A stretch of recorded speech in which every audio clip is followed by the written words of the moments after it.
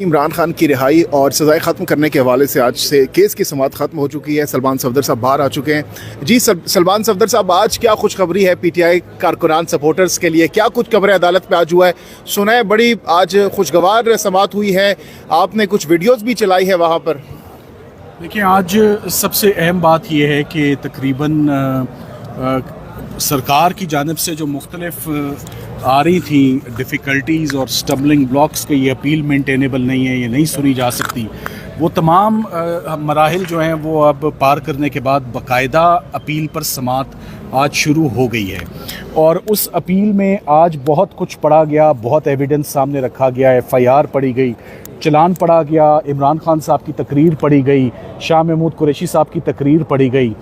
और उन तकारीर में यही बात सामने आई और जज साहिबान की तवज्जो उस एविडेंस की तरफ लाए कि इसमें ऑफिशियल सीक्रेट्स एक्ट की कहीं पर भी वायलेशन नहीं हुई।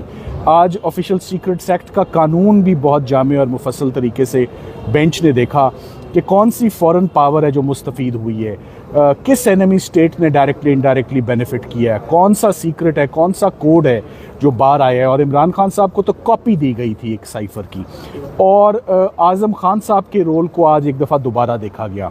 मगर जो सबसे अहम बात आज सामने आई, जब जज साहब ने हमसे पूछा कि ये बताएं कि साइफ़र के अंदर क्या था, वो पढ़ें, तो हमने कहा वो तो हमारे पास है ही नहीं। उन्होंने कहा ये कैसे हो सकता है कि ये केस मुकम्मल हो गया, और हम तो जस्टिस मियां गुल हसन साहब ने फरमाया कि मैं तो इस केस को ओपन ट्रायल इसलिए मैं सुन रहा था कि मेरा ख्याल था कि साइफ़र के कंटेंट्स कोर्ट में वकला के आगे सरकार तो रखेगी, जज साहब तो देखेंगे। मैंने कहा जी ऐसा तो कभी हुआ ही नहीं। साइफ़र के अंदर क्या था, ना वो डॉक्यूमेंट एग्जिबिट हुआ, ना वो पढ़ा गया, ना हमने देखा। वो एक सफ़ेद हाथी है जो किसी ने नहीं देखा। और जज साहब ने कमाल किया है कि इस पूरे के पूरे एविडेंस को, हर डॉक्यूमेंट को सीक्रेट कह के खान साहब को और शाह महमूद कुरैशी साहब को 10-10 साल सज़ाएं दे दी हैं। आज से केस दोबारा समाअत के लिए कल गया है। कल जितने गवाहान फ़ॉरेन ऑफिस के हैं और जितने गवाहान FIA के हैं और आज़म खान साहब जिनकी स्टेटमेंट 164 की रिकॉर्ड हुई, जो जिनकी असल ज़िम्मेदारी थी साइफ़र लेना, रिसीव करना, he was the guardian and custodian of cipher document, ये तमाम चीज़ें कल एविडेंस में पढ़ी जाएंगी। और हम उम्मीद करते हैं कि 2 दिनों के अंदर साइफ़र की अपील मुकम्मल होके तो इस पर इंशाल्लाह कोई फ़ैसला आएगा। तो क्या सलमान सफदर साहब, आप रमज़ान के अंदर खान साहब की रिहाई देख रहे हैं? देखिए, जिस तेज़ी से 2-3 ट्रायल्स कंक्लूड हुए थे, गालिबन 5 दिन के अंदर 3 ट्रायल्स हो गए थे।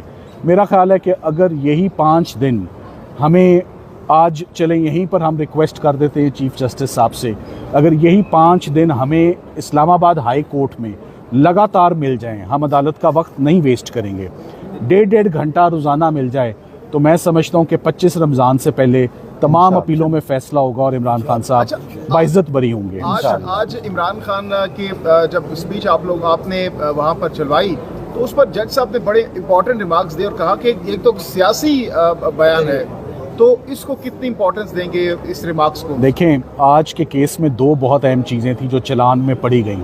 जब उन्होंने वो तकरीर पढ़ी जिस तकरीर की बुनियाद पर इमरान खान साहब को 10 साल सज़ा दी है कि आपने अवाम के साथ ये तमाम इन्फॉर्मेशन शेयर कर ली है, जब वो तकरीर जज साहब ने सुनी तो उन्होंने कहा इसमें तो ऐसी कोई चीज़ नहीं है जो शेयर हुई है, जो कम्युनिकेट हुई है, या इसमें ये तो एक पॉलिटिकल कंटेंट है, इसका ये तो पॉलिटिकल स्पीच है। ना शाह महमूद कुरैशी साहब ने कोई ऐसी बात बताई है, ना इमरान खान साहब ने ऐसी बात बताई है, तो किसने इसको इंटरप्रेट कर लिया? ये बात सुप्रीम कोर्ट में भी हुई। सुप्रीम कोर्ट में जब ये कंटेंट्स पढ़े गए ट्रांसक्रिप्ट के, तो तीनों जजेस ने मुत्तफ़िका तौर पे सुप्रीम कोर्ट में ये कहा कि इसमें तो कोई ऐसी चीज़ नहीं है जो बेनिफिट करे किसी फॉरेन पावर को, या इमरान खान साहब ने जो कम्युनिकेट किया हो। कुछ कम्युनिकेट नहीं हुआ, बल्कि ये भी नहीं पता कि जो उनके हाथ में चीज़ थी, आया उसका साइफ़र से कोई ताल्लुक़ भी था या नहीं था। एक ख़त की बात हुई जो कि आज जज साहब ने कहा ये तो साइफ़र भी नहीं है, ये तो किसी कॉपी की बात हो रही है। सो किस्सा है मुख्तसर, सरकार का बहुत हद तक केस आज एक्सपोज हो चुका है। अभी बहुत थोड़ा सा केस पढ़ा गया है, अभी सिर्फ FIR पढ़ी गई है, चार्ज पढ़ा गया है, कानून पढ़ा गया है, और बहुत ज़्यादा शॉकिंग बातें सामने आई हैं। आज से एविडेंस कल पे गया है। हम उम्मीद करते हैं कि कल मैं अपने आर्गूमेंट्स को कंक्लूड करके फॉर्मुलेट कर दूंगा, बहस कंक्लूड होके फिर सरकार ने जो अपने पॉइंट्स लेने हैं, अपना केस एक्सप्लेन करने या संभालने के लिए वो अपना मौका ले। मैं एंड में आपको ये ज़रूर कहना चाहूँगा कि कितनी अजीब बात है कि इमरान खान साहब के ऊपर इल्ज़ाम ये है कि आपने एक सीक्रेट चीज़ आवाम को दे दी और अदालत में वो सीक्रेट चीज़ लाई ही नहीं गई क्योंकि आवाम को पता चल जाएगी, या आवाम और मीडिया उस ट्रायल में एंटर ही नहीं हो सके। अगर ये चीज़ ऑलरेडी आवाम और मीडिया के नोटिस में थी और सबको पता है कि इमरान खान ने क्या किया, तो फिर ये सीक्रेट ट्रायल क्यों, और ये इस डॉक्यूमेंट को सीक्रेट डॉक्यूमेंट क्यों कहा जा रहा है?